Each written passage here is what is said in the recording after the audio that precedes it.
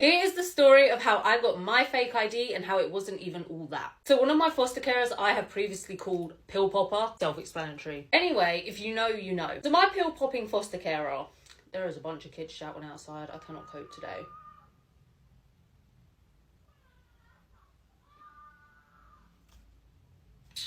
So she was about 65 and she had an 18-year-old grandson. I was 16. Her grandson used to come and visit every now and then, but I would be in my bedroom, so I never really met him. You need to bear in mind that this foster carer used to buy me my alcohol and cigarettes. So I really liked her. At the time, I thought she was great for that. It's only as an adult I'm like, no, you shouldn't have been a foster carer. At the time, I loved it. So her grandson... I'm sitting in the front room, my foster carer Pill Popper, what was her fake name? Catherine. Catherine brings her grandson in, who I will call Jake. And Catherine is trying to make me and Jake talk to each other. It is so awkward. I can tell Jake does not want to talk to me. Jake does not want to talk to this 16-year-old little foster child. And because I become aware that this guy does not want to talk to me, that makes me 10 times more awkward. What is going on there? Long story short, Catherine managed to convince Jake to take me out for drinks with his friends. This is where it gets really humiliating. I was saying like, no, I don't need to go. But in my head, like, I really want to go. I want to go out drinking. I was like a little alcoholic. Like anywhere I could go where there would be drink, I want to come. He's really reluctant, like, no, there's going to be no girls there. It's just us boys.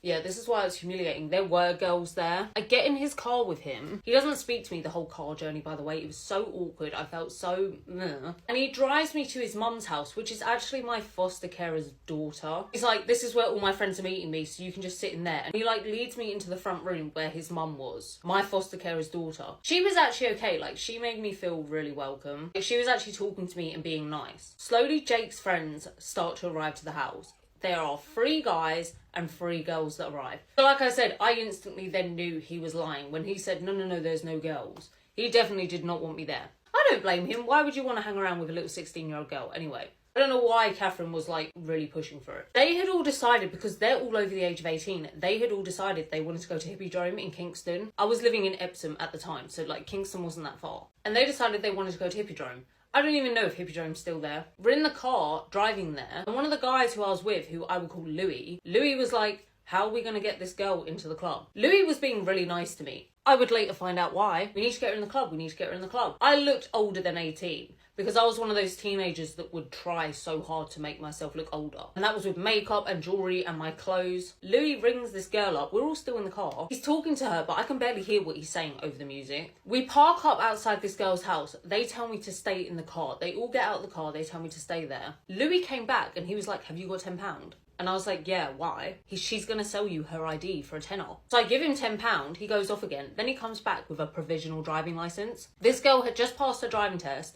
She had her real driving licence and she didn't need her provisional anymore. This girl looked nothing like me. The only thing me and this girl had in common, the only way we even looked slightly alike, was she had long bleach blonde hair. Other than that, we looked nothing alike. But the guys were like, no, it'll be fine. I'm looking at the information, trying to memorise it in case the club people ask me what it is. I don't know what Hippodrome is like now, but back in 2011, there was none of this scanning stuff. There was no scanning an ID, scanning a fingerprint. There was none of that. It was like old school bouncers looking at the ID and choosing whether you get in or not. And these bouncers let me in. They barely even looked at my ID. They were looking down my top. I didn't even have boobs then. I would stuff them with tissue, but that's another story. So they let me, the guys and the girls in. When we get to the bar,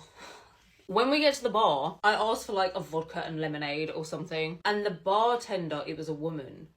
Hey, cat. The bartender was a woman and she does not like this. Kitty, my little calico. Bye-bye. And as soon as I said vodka and lemonade, she just stared at me. You know when you just listen, I'm really good at reading people. I've got a really good gut instinct. She knew. She knew I was underage. I could literally see her working it out in her head. Like, do I refuse to serve this girl? Because she's clearly under 18, so I should refuse to serve her. But she's been let in. So then if she then refuses to serve me because she's underage, she's then going against the bouncers and their decision to let me in. Anyway, she did serve me the drink, but so reluctantly. She did not want to do it. And I respect her for that. In hindsight, see, at the time, this is the biggest difference between being a teenager and an adult. At the time, I was looking at her like, just serve me, bitch. I'm thirsty. But as an adult, I'm like, oh, she really did care. She was looking out for a child. Anyway, worst night of my life. Worst night of my life. It was just so humiliating. I could just tell none of them, other than Louis, none of them wanted me there. And I was sitting there just like, why am I here? Because like they would all be up dancing. I had no confidence to just get up and do that. They're all taking pictures together. I'm just sitting there, not in the picture, just really awkward. Louis is the only one sitting with me. I was sitting down the whole time. Louis is just sitting next to me. Louis is plying me with alcohol. And I'm not having a go at him because I made my own decision to drink the alcohol. But Louis was like 20. We all end up back at the grandson's mum's house. So my foster carer's daughter. She was like in her 40s, by the way. Scariest ride home because he was drunk. The grandson was fully drink driving. It was really scary. But we all got back to his mum's house safe. I had only ever in my life smoked a handful of times. Wasn't a fan. Still not a fan. I haven't even tried it in like over 10 years. They offered me some and I felt awkward to say no. Because I already felt like this awkward, uncool, weird little girl that I was just trying to, I don't know, show that I'm not like a little baby. So I smoke a bit of it. I hated it. The next thing I know, I'm on a bed with Louis. I'm not going to go into details about that, but all I know is I swear to God I blacked out. I blacked out and woke up to it and it was just, ugh. This is what you've got to understand about abuse, because I'm going to tell a whole other story, because I ended up continuing to see him. I ended up still seeing him. I didn't understand that what he was doing was fully like predator mode. But that's a really bad thing to do. And you can call me stupid and naive and whatever you want and just plain dumb. I thought that was normal. The next story I'm going to post is about how we carried on seeing each other and how the foster carer made it very clear she really did not give a about me. Comment for part 2. So me and this guy Louis started seeing each other. I didn't tell my foster carer about it. I didn't want her to know. Because I thought she'll just tell social services and I didn't want social services in my business like that. And when I got home the next day, she did say, did you have a good time? Did you have a good time with my grandson? And I was thinking in my head like, no, your grandson is actually a but I didn't want to say that to her, so I was like, yeah, it was the best night ever. I never saw her grandson again after that. I was never invited out for drinks again. I don't blame them. I came across as such like this shy loser, this little foster care kid, whatever. Never saw him again. However, me and Louis had exchanged numbers. I honestly think I would see Louis just out of boredom. Like, I was so lonely in foster care. I didn't have really any friends. I didn't have a relationship with my parents at the time. I wasn't talking to them. I wasn't talking to my siblings. I wasn't close to the professionals involved with me. I wasn't close to my foster care. I had no friends. I felt like I had nobody, so I was using Louis as a way to just feel like I have someone to talk to. I have someone to go out and to see. Yeah, me and Louis started seeing each other, and what Louis would do, because I think this is what I mean, Louis was fully aware that I was like underage. Like, technically I wasn't because I was 16, but I still think it's questionable. If you're 20, seeing a 16-year-old, it's a bit questionable. Especially a little foster child, do you know what I mean? Because you're naturally a bit more vulnerable. So what Louis used to do is he would... This is how stupid I am, yeah, because this guy did not care about me. It wasn't like... When I say we were seeing each other, it was just pure... You know, he never took me on a date, he never took me out, and I knew he was using me, but I would let it happen because I felt like, well, I'm using him too because I'm using him for company. See, that was Lauren, yeah. I'm Slaney. That girl was Lauren. Lauren was stupid. Lauren was a little girl. Lauren was dumb. Lauren had no respect for herself. Maybe understandably so, but that was Lauren. This would never happen to me now. This just wouldn't... I don't let people do this now. So how me and Louis would see each other, I would either sneak him into the foster placement through my bedroom window, because my bedroom was all the way on the other side of my foster carer's bedroom, like there's no way she would have heard it. Or I would sneak out, get in his car and go back to his house. And by his house, I mean his parents' house. So I'd done it a couple times, and then, yeah, one night I was doing it again. I would sneak out through, like, the kitchen. The back door was, like, in the kitchen, so I would sneak out that way, come around the side gate, and then get in Louis' car, and then off we would go. And then he would drop me back, like, 3 hours later, and the back door would still be open, so I could just sneak in. But one day, Catherine caught us. I snuck out through the kitchen, came around the side gate. As I was approaching the car, Catherine's bedroom light went on, and as I'm getting in the car, I can see her pull the curtains aside. She totally saw me. So I was like, Louis, drive, right? We drove. I already knew I was in trouble, so I was like, well, I either stay here and get in trouble, or I just get in trouble in a couple of hours. I'm trying to avoid getting in trouble, so I'm just gonna go now. He dropped me back at like 5 in the morning. This was 1 a.m, by the way, when I snuck out. I used to always sneak out around 1 a.m.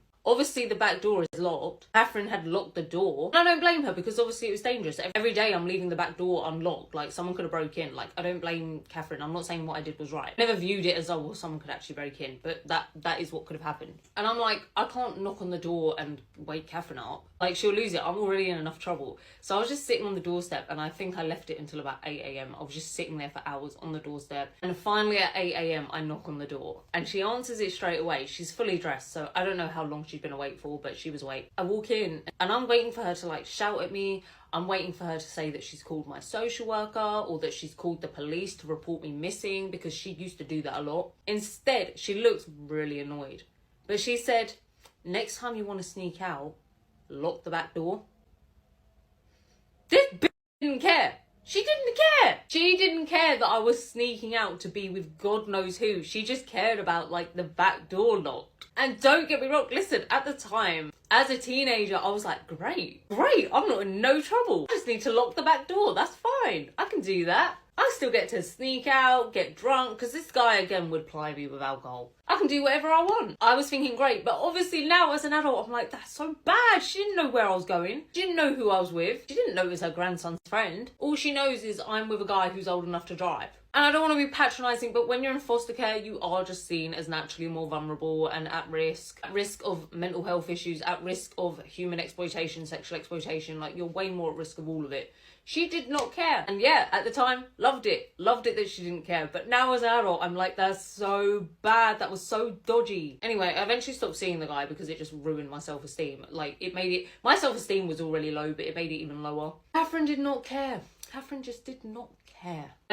I planned on living with her until I turned 18. Like, I planned on living with her until I aged out of foster care. Because I loved that at her house I could do whatever I wanted. But then when I found out I was pregnant with my daughter, you know, Brooke, she's 11 now. When I found out I was pregnant with her, that's when I asked to move. Because I was like, nope, I cannot be with this person. And if I stay here, I'll carry on doing my stupid stuff. I'll carry on drinking, I'll carry on blah, blah, blah. I'll carry on.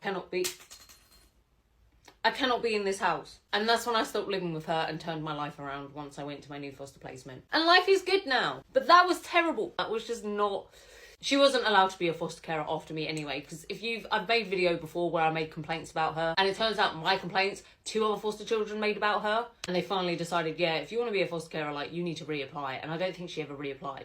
And she must be like 70 something now, or maybe even 80, so she's probably dead. Oh well.